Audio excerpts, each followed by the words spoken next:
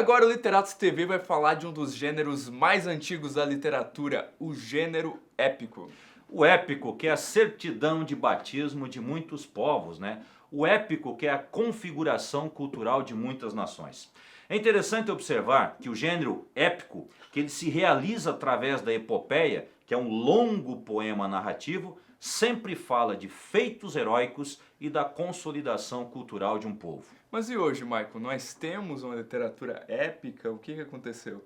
Olha, provavelmente não mais, né? Se nós observarmos as teorias do George Lukács, o crítico, né, ele vai dizer muito claramente que a partir do momento que a aristocracia perdeu o poder com a Revolução Francesa, o gênero épico, que era o gênero aristocrático por excelência, ele também cai em desuso. Ao mesmo tempo, com a ascensão da burguesia, o gênero preferido da burguesia, que é o romance, né, o gênero narrativo por excelência, ele acaba tomando o centro das atenções. Porque diferente do épico, o romance ele retrata pessoas comuns, né, do dia a dia, enquanto o épico ele retrata deuses, retrata reis, retrata príncipes, né, o que é uma coisa bastante diferente. Mas o que a gente pode citar de exemplos de épicos? Olha, quando se fala em gênero épico, sempre citam-se a Ilíada e a Odisseia, que são esses dois grandes poemas, né, da antiguidade clássica. Praticamente tudo que nós sabemos sobre os gregos, né, estão lá, né? Tudo está lá registrado, ou na Ilíada, que trata da guerra de Troia, ou na Odisseia, que trata da volta de Ulisses, né, para casa, para Ítaca. E em português, nós temos algum exemplo, algum grande exemplo? Os Lusíadas, do Luís Vaz de Camões. Os Lusíadas, né, parece ser a princípio uma narrativa histórica que conta como o Vasco da Gama descobriu, né, o caminho marítimo para as Índias. Ao fim e ao cabo, vai ser uma grande narrativa mítica que fala basicamente sobre as características, a bravura do povo português. Mas para aprofundar um pouco mais esse assunto do gênero épico, nós conversamos aí com um professor que fez uma pesquisa, né, literária a respeito desse gênero e que vai poder nos falar um pouquinho mais a respeito. Estamos aqui com o professor Dominique Vieira, da Universidade de Blumenau, que está lançando este livro, essa coletânea, né, Grandes Epopeias da Antiguidade e do Medievo. E é sobre esse livro que nós vamos conversar com o professor Dominique. Tudo bem, professor? Tudo bem.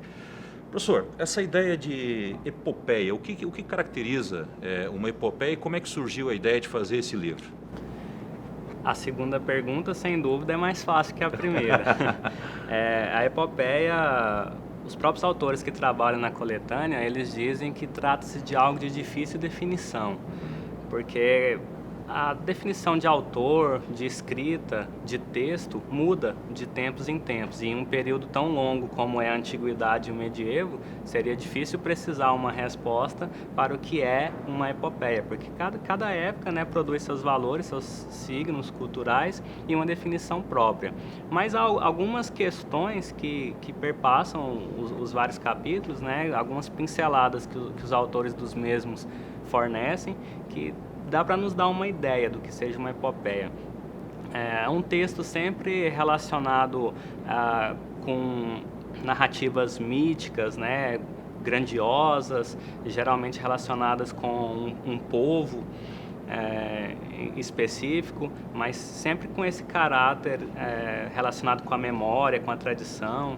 Seria mais ou menos por aí, mas todos eles enfatizam essa questão da dificuldade de uma definição do que vem a ser o gênero epopeia, né? Se é possível, porque se você pegar cada obra apresentada no livro, a Ilíada, a Odisseia, né, e todas as demais, elas não têm só uma característica ou outra, elas reúnem várias características e é difícil encaixar numa definição, né, numa representação de um gênero único. A Ana Teresa Marques Gonçalves, Marcelo Miguel de Souza, Roosevelt Rocha, todos esses professores, né, aliás, é até um convite para a leitura do livro, o primeiro e o segundo capítulo já abordam essas dificuldades de definição. A segunda questão, eu disse mais fácil, é como que esse livro surgiu, né, como é que veio a ideia. Veio da observação, da constatação a partir das próprias aulas de História Antiga que eu ministro aqui na Universidade de Blumenau. Alguns alunos perguntam, né? Ah, mas o que é uma epopeia? O que é um épico? Como é que eu devo ler Homero? Por onde que eu começo? É difícil? Está em grego? Tem tradução? Como é que eu faço? Qual tradução é melhor? Então, fui percebendo essas questões e indo atrás de algumas obras, visitando bibliotecas, fazendo pesquisas online, eu percebi que faltava uma obra que fizesse uma espécie de meio de campo entre os especialistas, né, nesse tipo de temática e aquele estudante de graduação, ou até mesmo do final do ensino médio ali, que está começando, né, a se aventurar nesse tipo de estudo e não sabe muito bem para onde ir. Então eu pensei, bom, precisa de uma obra assim, né, em língua portuguesa, que a gente tem algumas, né, em inglês, em alemão, precisa de uma em português, né, para explicar, para debater esses possíveis caminhos. Então, foi a partir da experiência, né, concreta da sala de aula que surgiu essa ideia. Legal. Então, no livro a gente tem, claro, a Ilíada, a Odisseia, a Eneida, nós temos o Beowulf, nós temos a Canção de Rolando, nós temos a Divina Comédia, que são textos assim jamais conhecidos. Agora, há alguns textos aqui que ainda não são muito conhecidos do grande público, né? Você poderia citar um assim que fosse mais marcante e que realmente é uma novidade aqui com o livro? Olha, eu vou citar dois textos, né, que preenchem essas características. Primeiro, é uma epopeia persa, né, relacionada com a história do Irã, chamada Shahnameh. É uma epopeia que tem a ver com o passado do Irã, com a cultura persa, né, ao mesmo tempo com a chegada do Islã e um corpus de tradição gigantesco, e que no Brasil não há muitos estudantes, né, dessa epopeia, ela não tem causado preocupações. Você entra em plataformas de pesquisa como a plataforma Lattes, por exemplo, e você não encontra pesquisadores que se dedicaram, né, a esse texto. Então eu pensei, é hora, né, de chamar alguém para escrever sobre isso, e como eu não encontrei ninguém no Brasil, então fui buscar fora. Conversando com um professor de Cambridge, que é um dos maiores especialistas nessa epopeia, ele me indicou a Olga Davidson, que é uma pesquisadora dos Estados Unidos, que também pesquisa a epopeia. Então eu a convidei, né, para escrever. Ela escreveu em inglês sobre o Shahnameh, o livro de reis e heróis, e então eu traduzi para o português para fazer parte da coletânea. Que eu considero, né, importante a divulgação desses outros textos que, como você mesmo mencionou, não são tão conhecidos pelo público brasileiro. E o outro foi um capítulo que eu mesmo escrevi com uma pesquisadora irlandesa, pesquisadora brasileira que fez doutorado dela na UCD, em Dublin, chamada Elaine, né? Então nós escrevemos sobre o Tomb of Queen, que é uma epopeia irlandesa. Alguns estudiosos se referem a essa obra como sendo a Ilíada da Irlanda. E é importante porque os estudos irlandeses eles têm crescido de maneira significativa no Brasil nos últimos 20 anos, com o surgimento da BRAHER, que é uma associação que pesquisa temáticas célticas e germânicas, a própria ABEI, que é a Associação Brasileira de Estudos Irlandeses, e recentemente o NEIBRAN, que é o Núcleo de Estudos Interdisciplinares das Ilhas Britânicas na Antiguidade e no Medievo. Então essa epopeia, o Tomb of Queen, é um resultado, né, que acaba sendo inserido nesse contexto de crescimento dos estudos irlandeses no Brasil, e não havia um texto em português sobre essa epopeia. A gente sabe que Ilíada, Odisseia e outros textos têm várias traduções, vários comentários, mas esse ainda era inédito. Então, a Elaine e eu procuramos também apresentar ao público brasileiro para iniciar as pessoas, né, na possibilidade desses estudos, e quem sabe um dia alguém se aventure a traduzir a obra do irlandês antigo, né, para o português, porque também não existe tradução. Legal. O professor Rafael da Costa Campos, da Universidade Federal do Pampa, que assina as orelhas do livro, né, ele cita inclusive O Senhor dos Anéis, as Crônicas de Nárnia, que seriam narrativas mais contemporâneas que ainda preservam elementos da epopeia antiga. Que elementos seriam esses e se são esses elementos que realmente fascinam o público contemporâneo? Essa é uma questão que os próprios admiradores do Tolkien, tanto do Tolkien quanto do C.S. Lewis, se fazem, né? Se as Crônicas de Nárnia, ou O Senhor dos Anéis, o Silmarillion e outras obras do Tolkien, se podemos considerar essas obras como sendo épicas, né?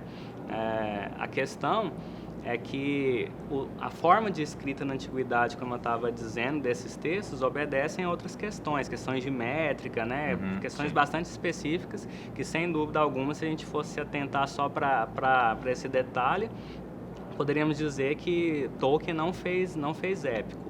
Mas, como eu disse em resposta à primeira pergunta que você me fez, se a gente for pensar nessa característica da mitologia, né, dessa criação desses mundos imaginários, a literatura fantástica, esses elementos, aí sim poderíamos considerar tanto um quanto o outro, né, eram amigos, inclusive, C.S. Lewis e Tolkien, como narrativas épicas, mas seriam releituras. Sim.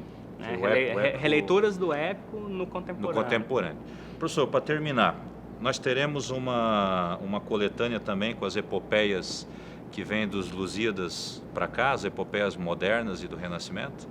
É uma ótima questão. Poderíamos pensar na viabilidade, né, desse projeto. Uma organização de uma obra assim, sem dúvida, seria muito bem-vinda, e precisamos ver quais pesquisadores têm trabalhado com os temas, né, com cada obra. Eu fiz quando eu estava organizando essa obra, por exemplo, eu queria que tivesse uma epopeia chinesa.